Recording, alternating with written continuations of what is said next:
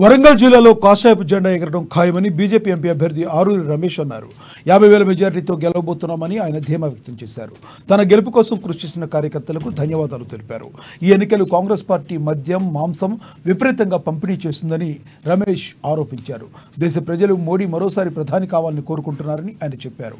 Congress party పెట్టిన ఇబ్బందులకు June 4 తర్వాత వడ్డీతో చెల్లిస్తామని ఆరూరి రమేష్ స్పష్టం చేశారు.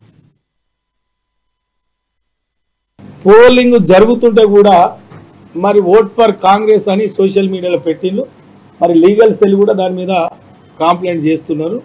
మరి ప్రచారం బంద్ అయినా తెలిసి కూడా ఓట్ ఫర్ కాంగ్రెస్ అని ప్రచారం చేసుకున్నారంటే ఎంత భయం ఉన్నదో మా ప్రెస్ మిత్రులు ఆలోచన చేయాలి. అదేవిధంగా నిన్న బిగ్ టీవీలో పోలింగ్ బూత్ వద్దకు అభ్యర్థి పోతే నిరసన సెగ అని ఒక పాత ఫోటో పెట్టి ఎవరిదో ఇచ్చిండ్రు. మరి బిగ్ టీవీ వాళ్ళు కూడా కంప్లైంట్ ఇచ్చినాం, ప్రెస్ నోట్ కూడా వచ్చింది. అంటే దిగజారి ఎంత కన్ఫ్యూజ్. వాళ్ళ భయం ఏంటంటే వాడు కాన్ఫిడెంట్గా ఉంటే మాకు ప్రజల ఆశీర్వాదం ఉండదు, మేము బ్రహ్మాండంగా గెలుస్తామనే దమ్ము ధైర్యం ఉండాలి.